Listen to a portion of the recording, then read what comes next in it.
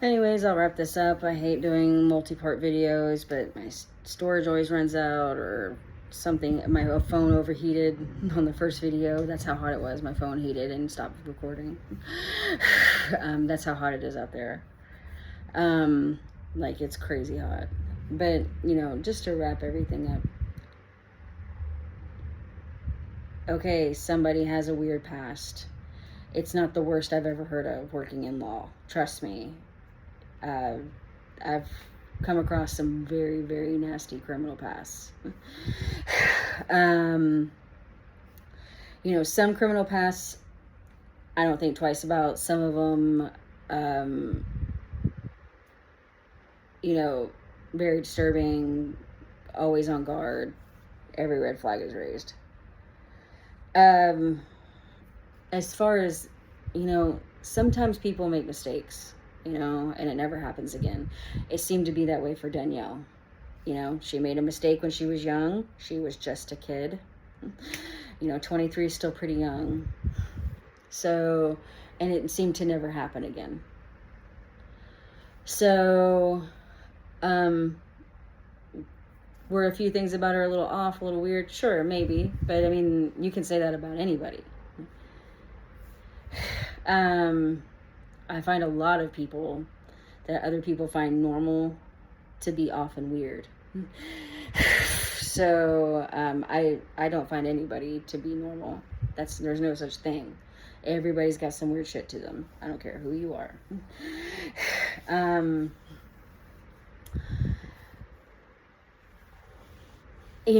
Like Indina, like coming up to her and telling her that she's crazy. Do I think Danielle kind of making a scene at that little cancer child's benefit was a little off? Yeah, that was not the best, most tasteful move. I can admit that. At the same time, with Dina, I don't think it was fair or cool to call her crazy.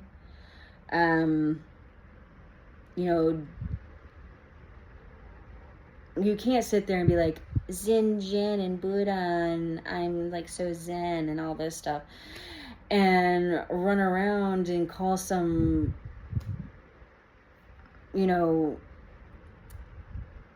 housewife crazy, because she was acting a little bit like, she's probably drunk. And I don't know anybody that hasn't gone to those types of benefits and galas that hasn't got drunk or know somebody that's been drunk and make a fool of themselves. It's also New Jersey. So, yeah. Just another Friday night, baby. But, yeah, so, I just felt like they were just trying to come off too, like, we're the classy family, and we're, like, the matriarchs, and what we say and how the social protocol is what goes. And,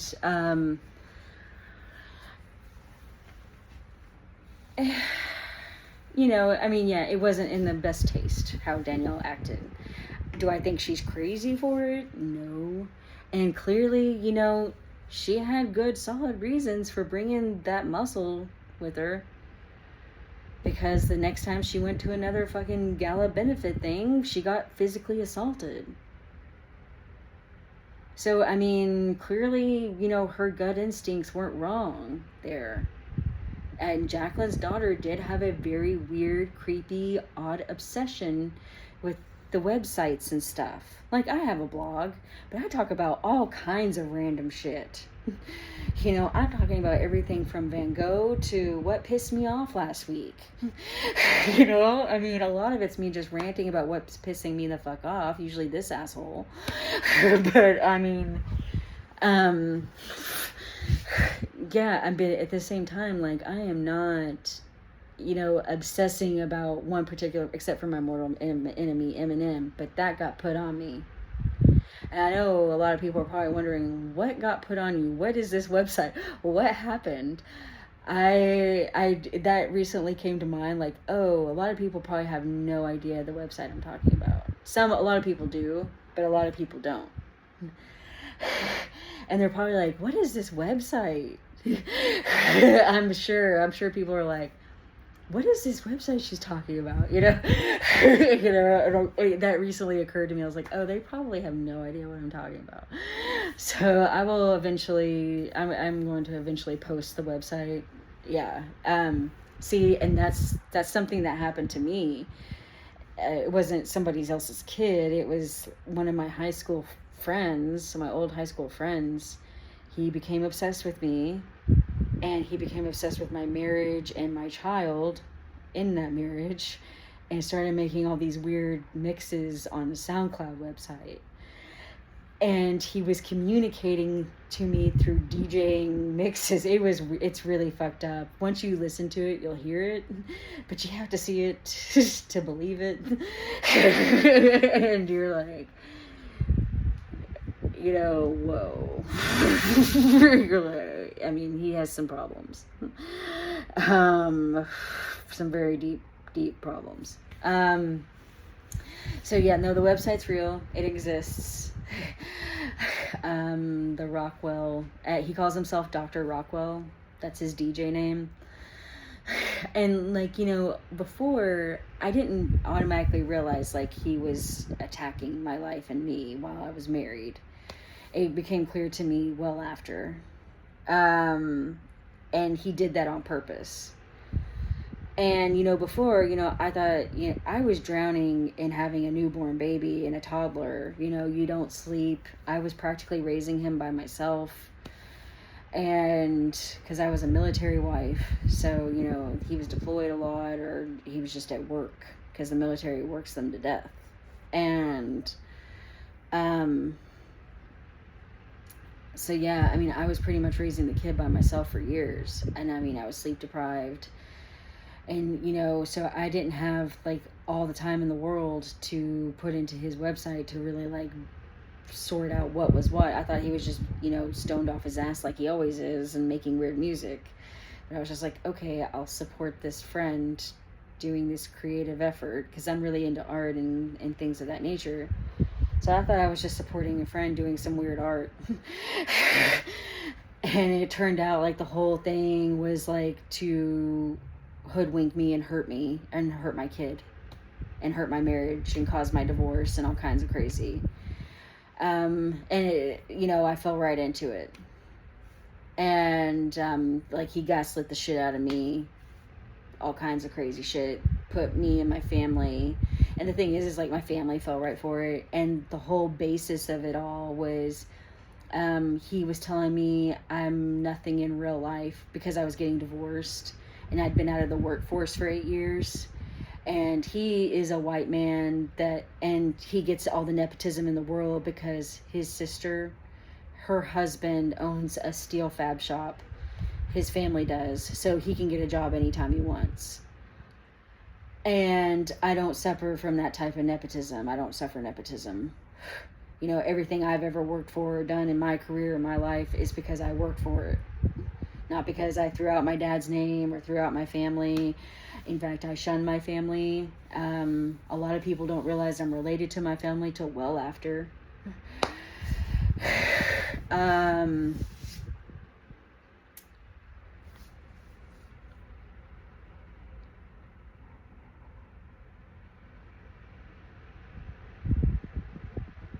So yeah, like I don't play that. I'm not some nepo baby.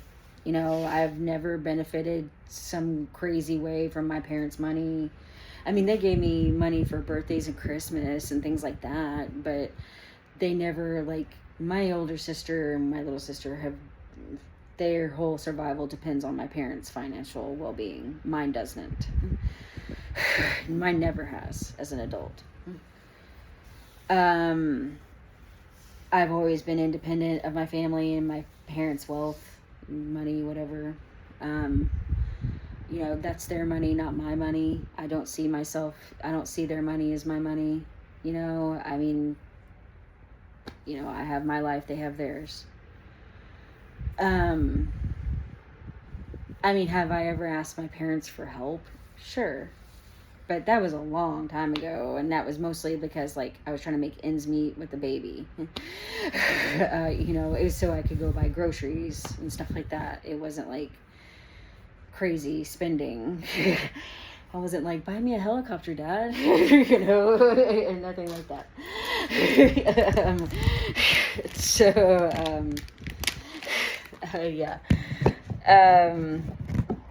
So, yeah, I mean, sometimes, you know, when you have a baby and you're on a military salary, yeah, Mom, Dad, I have some money so I can go get groceries. You know, we made our own money, but it was just like, it's not going to make ends meet this month.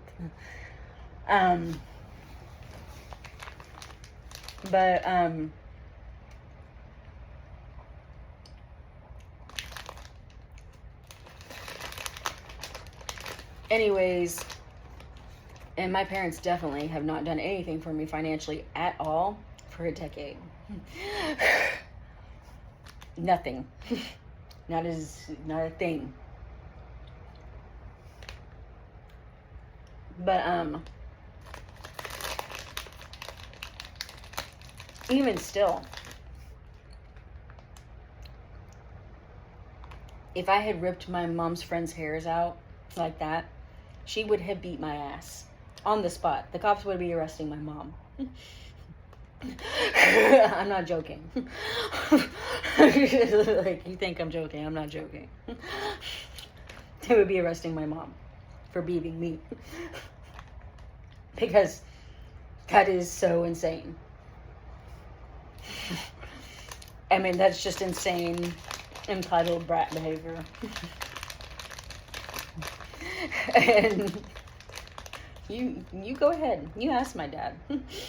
My dad will tell you. He'd be like, hell yeah, she would.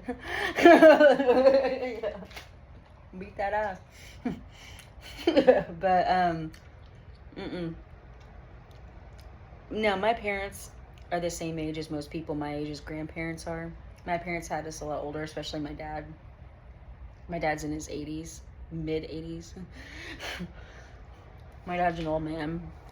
Like, my dad is actually older than my ex-husband's grandpa. Yeah. So, hi, beautiful girl.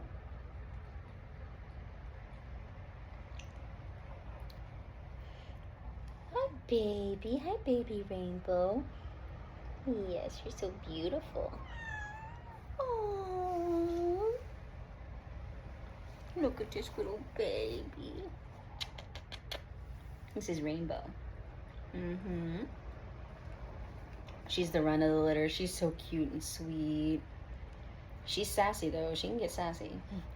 Yeah. Hi, baby. Are you beautiful? She looks just like Boo, but she has Tiger's coat. She has the tiger stripes, but she looks just like Boo in every other way. She has Boo's face.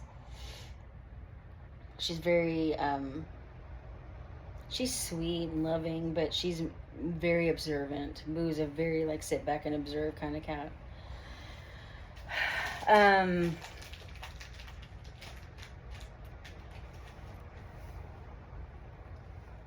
You don't want gummy bears.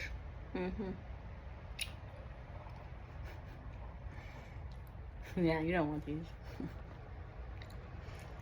What you want smells like a dead fish's fart. That's what you want. But, so, oh, if you're looking for a kitten, Rainbow's up for adoption very soon. I'm so excited. It's gonna be, I know they're gonna get adopted fast, aren't you? So, look at this little baby. She's so cute. They've all been handheld by humans since the day they were born, so they're all very human friendly. Rainbow's probably the most standoffish with other humans, short of me, but you're just gonna sit there? Okay. You can sit there. You don't want gummy bears. Yeah, you keep sniffing them and you are repulsed. Yeah. You don't want these. But anyways,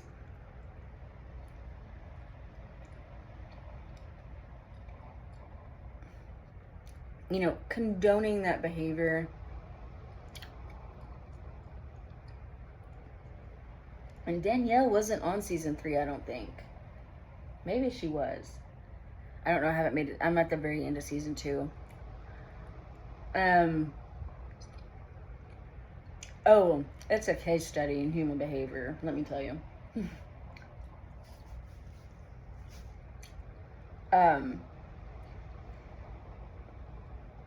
Especially like the OG days when it was clear like nobody knew what they were doing. They were just kind of like throwing out a camera and letting it fly and see what happened. You know, sure, things might have been staged here and there, but you know, you can tell they were really feeling some type of way. You know, it was actually a lot more reality to it. Now it comes off a little bit more fake, but I don't know. Jersey always comes off the most real of them all, usually. Salt Lake City does a good job too. But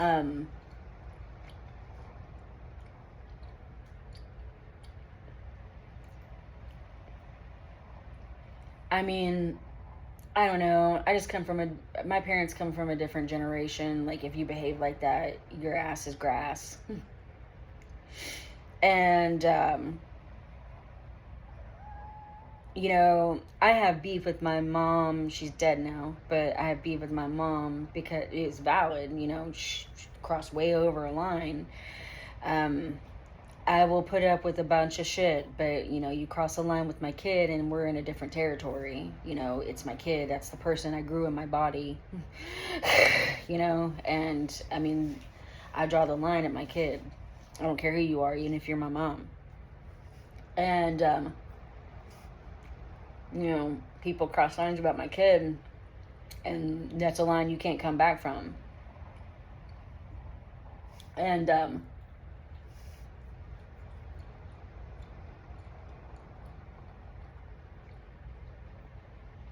yeah, I mean, I'm just really, really, really upset with, like how they did Danielle. It was way too harsh, way too unfair. Maybe she was on season 3. I think she was. I think she had crazy long hair. I had to rewatch season. See, I've forgotten. Like, I remember bits and pieces, but I haven't watched it in so long. Like, I forgot all the details. But I've completely forgotten season 3. I think she had really, really long hair, though. I think Dina left. Caroline stayed for another season or 2. I know Jacqueline was there. And I think that's when things really started crumbling for Teresa and Joe, because you could already see cracks in the facade in season 2, because Joe's already making comments like, you know, the money ain't flowing like it used to, blah, blah, blah. You know, there were hints here and there, like things were weird. But, you know, at that time, nobody thought anything of it because the economy was bad. Everybody was hurting. You know, they just thought he was getting pinched like everybody else. And,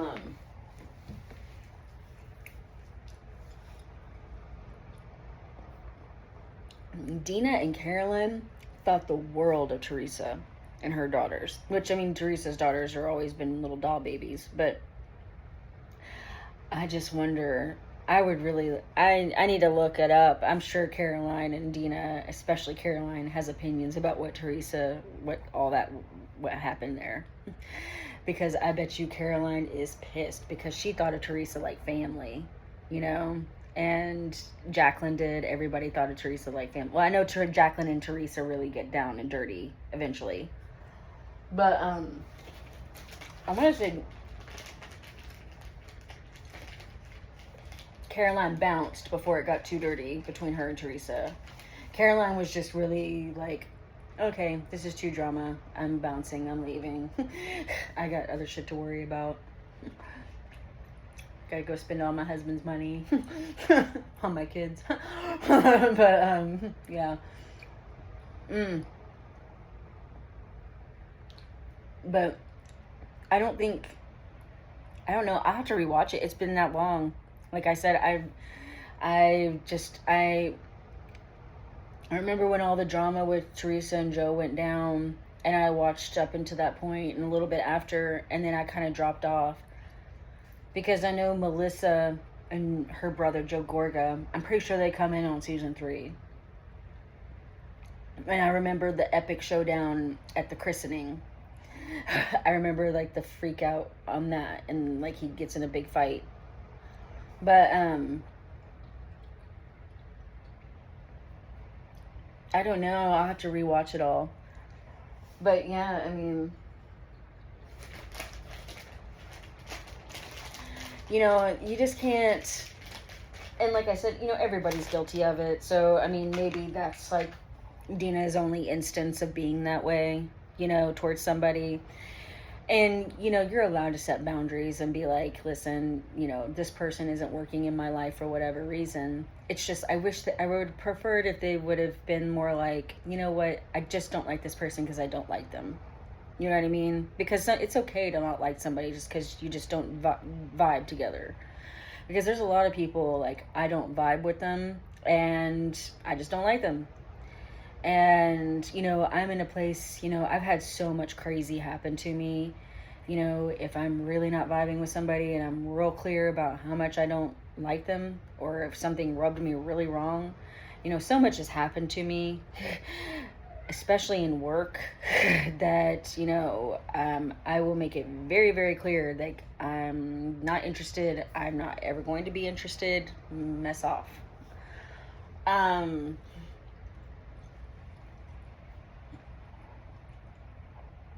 Like, I make the jokes, the Leslie Knope jokes, like, punched my leg until I was awake and all the rest. And, very similar things have happened to me with work. It's not dating, it's work. Don't get me wrong, dating's a nightmare too. But, clearly. I just don't know anybody else that's like, the murder clowns, and everybody understands what that is, and it makes sense, because it shouldn't make sense. That's the problem. That shouldn't make sense. That sentence should never be uttered in a workplace.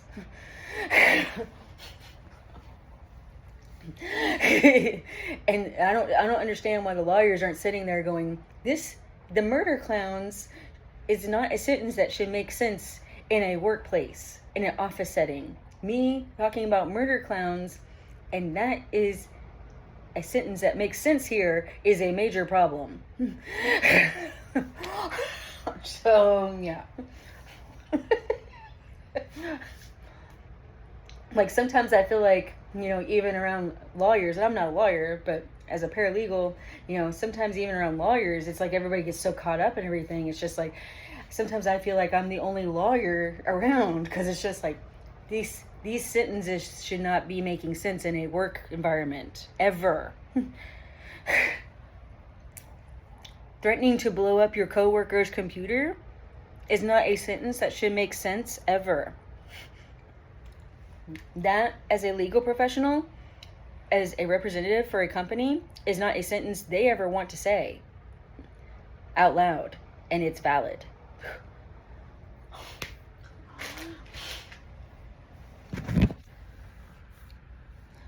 And see, like, a lot of people, even HR makes the mistake, oh, they signed an arbitration thing, clause, blah, blah, blah. Arbitration does not defend you against criminal activity. And when you stop paying people their paycheck, that's illegal. When you start threatening people at work, that's illegal. That is not covered under arbitration. They think it's like this blanket that gets them out of everything, and it's just like, that's not how arbitration works.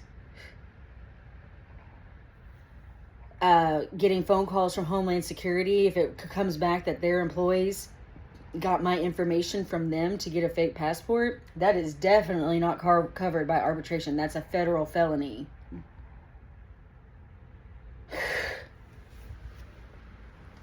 That is not covered by arbitration.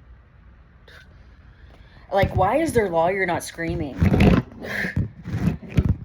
Like, seriously, it's clear to me that they didn't get a lawyer involved for a while. And it's just like, why is their lawyer not screaming like, why was I not consulted a year ago? Like, why is their lawyer not screaming firing half of them? Is what I want to know. You know, a lot of people think like, you know, law works some type of way that it doesn't. And a lot of people think, well, my feelings are involved. It's a lot like Jacqueline and her daughter. Well, she's just a kid. She just assaulted somebody. And she's not just a kid. She's 19. And the judge is going to say the same thing. She's a 19-year-old young lady. She's an adult. She should have been raised better than to know to do that. And she did it. And she assaulted somebody.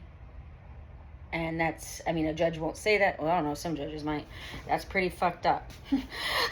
So, judges cuss in chamber. Yeah, they do. They'll cuss in court. So, there's a judge here. I was litigating a case. And I was trying to find the judge, and apparently the judge had been suspended because they hopped from behind the bench and tried to fist fight somebody. Florida man judge. So yeah. But I love my Florida man judges. Okay, but yeah, and see, that's the mentality people have. They think law works the way they want it to work. And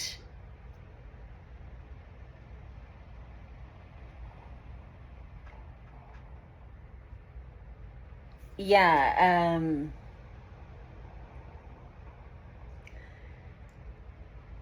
that is not always the case.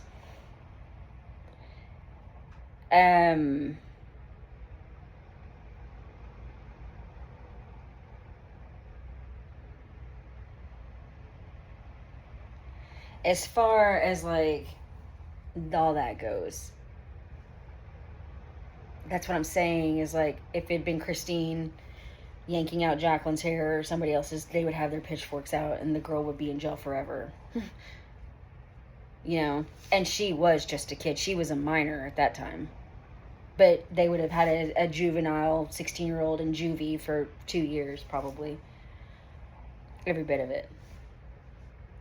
While Danielle would be screaming, she's just a kid, because she actually was just a kid. She was still a minor. Ashley was not. She was a full adult. They've had clear, severe problems out of her. Not like the most severe I've ever seen. There's way worse out there. But hers were pretty nasty in terms of attitude.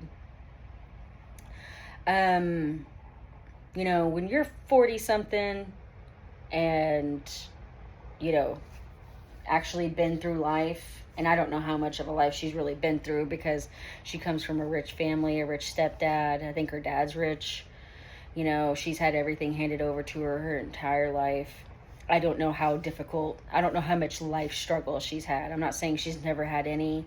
I'm just saying, in the grand scheme of how bad life can get, I would say hers has been fairly mild.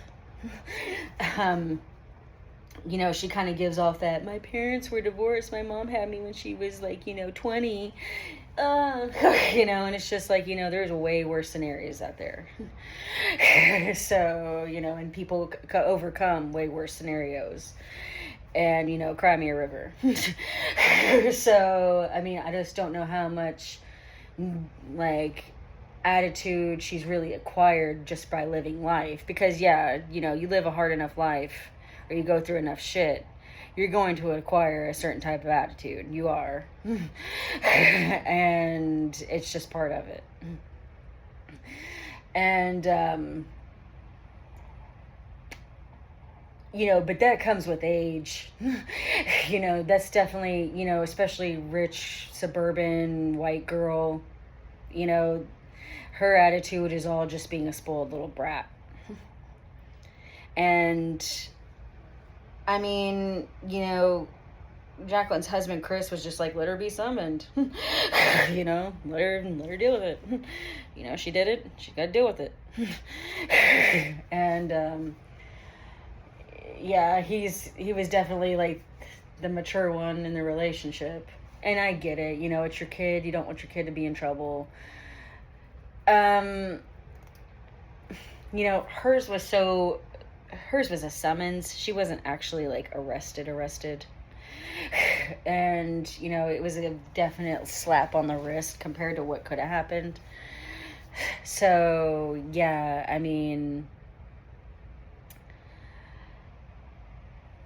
she could have been seriously, you know, have some very serious criminal charges handed down to her that she didn't. She just got summoned to court, which is very different than, and that's another, if a black kid had done that, you know, living in my neighborhood, if a black kid had ripped my hair out, I mean, they would go to jail instantly. The cops would haul them off, take them right to jail.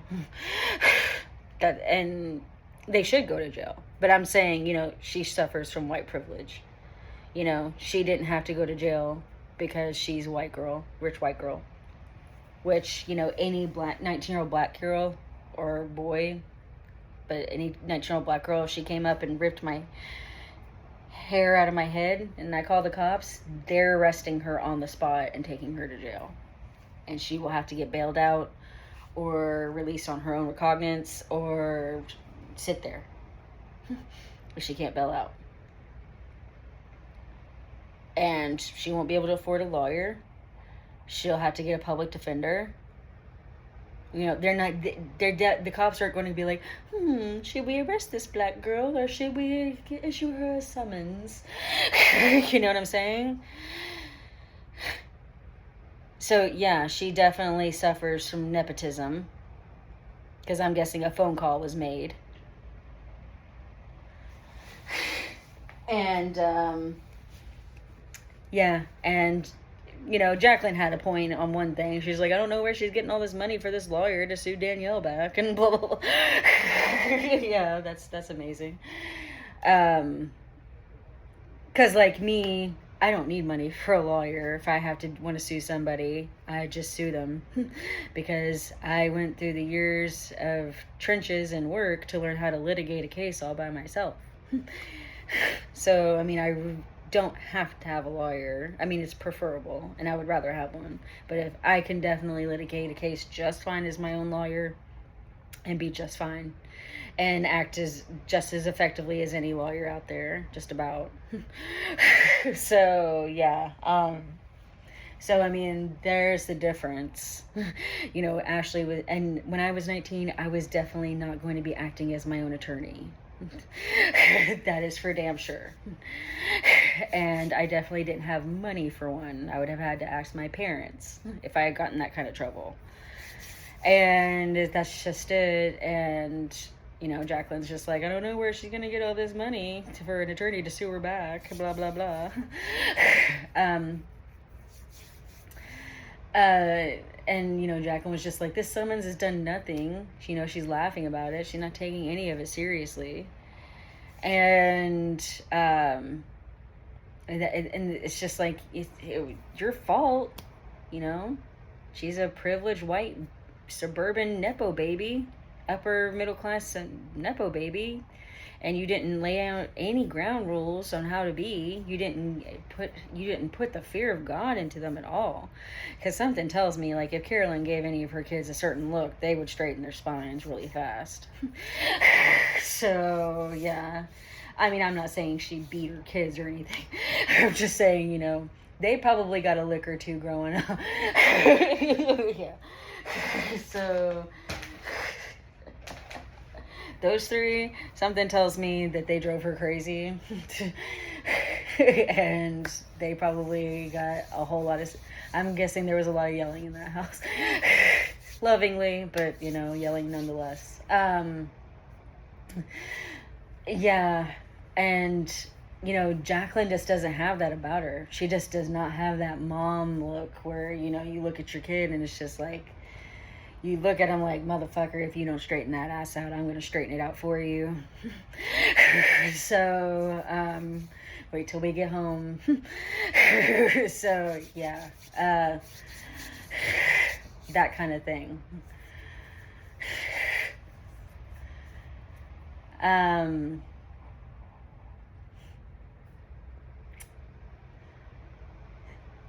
Yeah. And see, like Danielle, I don't know if she necessarily did that kind of parenting with her kids. I think her kids are just naturally kind of good kids. Sometimes you get really lucky. Sometimes you just have naturally calm, well-mannered children. And, you know, her kids kind of definitely rub me off that way. Like they rub me that way. Like they, definitely are way more well-mannered than any of the other kids. They're just,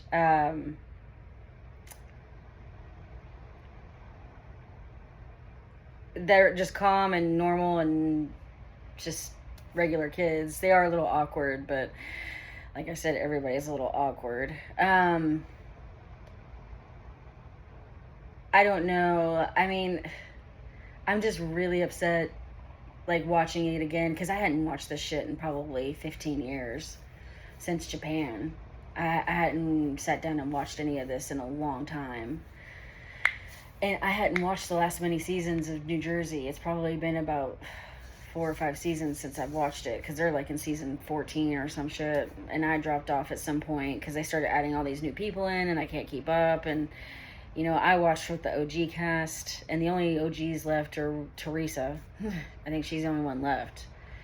And I get it, you know, pay them bills. But at the same time, I guess Melissa you could kind of consider OG. She's not original, but she's close enough. And she's family to Teresa. You know, I mean, Melissa and Teresa are the only ones left that I recognize anymore. I think they brought Dina back for a minute, but I guess it was just too far gone to bring her back. If you're going to bring Dina back, you would have to bring them all back. You'd have to bring back Jacqueline, Dina, and Caroline.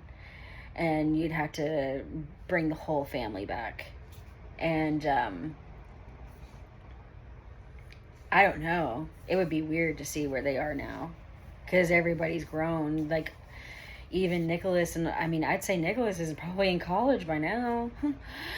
Every bit of, or close. He's in high school. Every bit of it. You know? Because Gia's about the same age. She's in college. So, yeah, I mean, I need to read up and see what Carolyn has to say about all the Teresa, because that must have broke her damn heart. Like I said, I don't really remember season 3 and 4 too much. I just remember Teresa and Joe fighting a lot. It was very centered around them. You know, the show definitely started gearing towards Teresa's family and away from the Manzo family and the Laurita family. Like, and that's the whole thing, is like, the show started out centered around Manzos and Lauritas. But Dina dropped out. Carolyn was just like, I'm not filming with Danielle. I'm not filming with half these people. I don't want this drama in my life. Carolyn dropped out. Jacqueline, she dropped out a few seasons later, you know. I do remember Jacqueline and Teresa getting into it about her and Joe and all the crazy. But I think Jacqueline dropped off not long after. And I don't know. I'd imagine just to see what Teresa and Jacqueline and Caroline and Dina all in a room again. Oh my God, that would be wild. That would be epic. Come on, Andy, get it together. Get the drama back. But not that I've watched a little bit of the new people. They seem okay. You know, they all seem nice enough and great. But it's just not like the explosiveness of how it was back then. I don't think anything comes near matching that. Teresa flipping the table, it was like the table flip heard around the world. So, I mean, it was a big thing. And but I forgot about all the nitpicking on Danielle. I remember everybody hating her, but I don't know. I think she is in season 3. I remember her having crazy long extensions and wearing a purple dress. I can't remember her storylines though from past season 2. I can't remember if she like goes off the deep end and goes wacko or what. I'll have to rewatch. I'll definitely update. But that's what I'm doing right now while waiting to go back to work next week. So, you know, I don't have any much else to do. I'm refusing to wash the dishes because I'm mad at him. He's washing those dishes. I have a bad habit with him. He's being an asshole. And I've got this fucking cyst on my ovary. And it's not as bad today. It's feeling better today, but still it hurts. And I had to go out and this crazy heat and, you know. And yes, I'm going back to manufacturing. I'm not saying where. But, I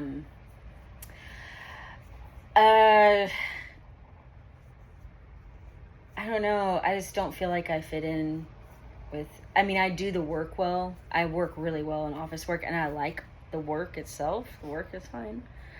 You know, I don't mind that. I just, socially, I don't feel like I fit in, and I'm done trying to.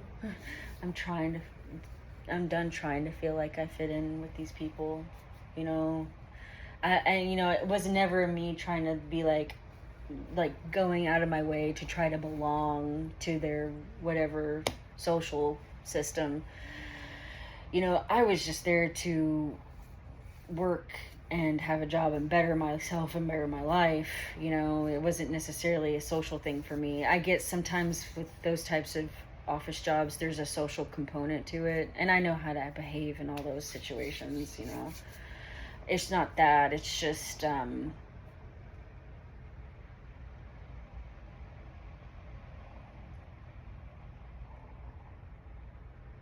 yeah.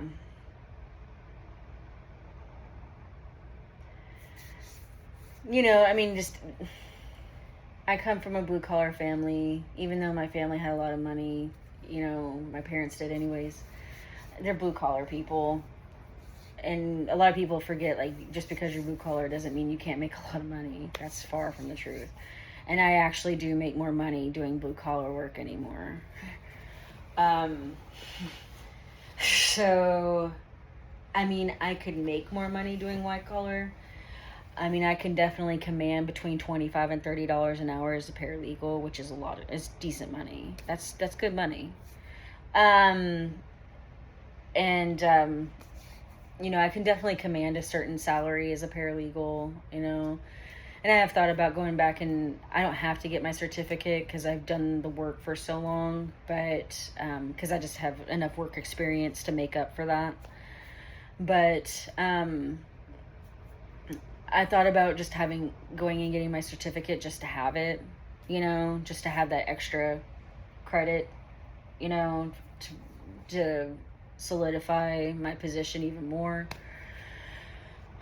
And maybe so, but, and I'm sure there's going to be, if I went and got my certificate, it's only like an 8-week course or whatever, but I'm sure if I got my certificate, I would still end up learning all kinds of little things here and there, you know, that I didn't know before, you know, but I definitely, in terms of collections law, you know, you're not going to find somebody that knows how to litigate and paralegal it at the same time at my level. You're not going to find many people that can. And,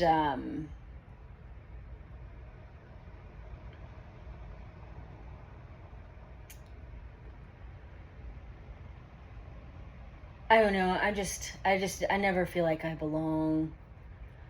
Because, you know, I went to college, but I only got a stupid associate's degree. It's nothing to I mean, I'm close to a bachelor's, but, yeah. And, you know, a lot of these people, especially you get into upper echelons of law, they have like 3 master's degree in their JD and all this other bullshit. And it's just like, yay, good for you. And then they act like they're the smartest person that ever walked Earth. And it's just like, yeah, you're smart, for sure. You've clearly proven that you're very book smart about certain things. And that's valid. You know, I'm not trying to take that away from you. But, like, you'd be surprised. Some of these office dweebs, they're dweebs, and they don't have a certain type of life smart. And it's very obvious. And,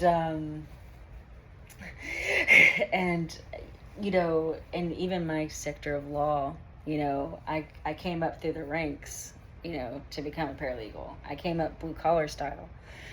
I started out at corporate AT&T and yeah, that's 100 phone calls a day of being screamed at. So even like in a law office, you're not being screamed at. That's very rare. That you'll get hung up on. So, and they'll be like, peace. But but in a law office, you're not required to deal with crazy bullshit at all. Whereas in the corporate world, especially if they're considered a customer still, they're not there's a difference between a customer and a consumer. And if they're considered a customer still, you're still doing a little bit, not a whole lot in collections, but you're still doing a tiny bit of ass kissing to try to get them to pay that bill to keep them and get the bill paid. Whereas a consumer, I deal with consumer debt as a legal collector in a law office, but legal collecting in a law office versus litigation paralegal, those are two different sides of the same law office. So on one side, the legal collectors, they're collecting, they're still doing what I did at AT&T, but we're doing it from a legal standpoint rather than a corporate one. And with a legal standpoint, you don't have to be as nice. You can't be a dick. You can't just be like, fuck you, where's my money? You can't just like haul off and go crazy. But you don't have to be near as nice. You don't have to put up with crazy shit. You're allowed to hang up on them, all kinds of stuff. You don't have to put up with the crazy bullshit. Whereas you do in corporate collections, in-house collections, you have to put up with a certain amount. Whereas legal collections, no,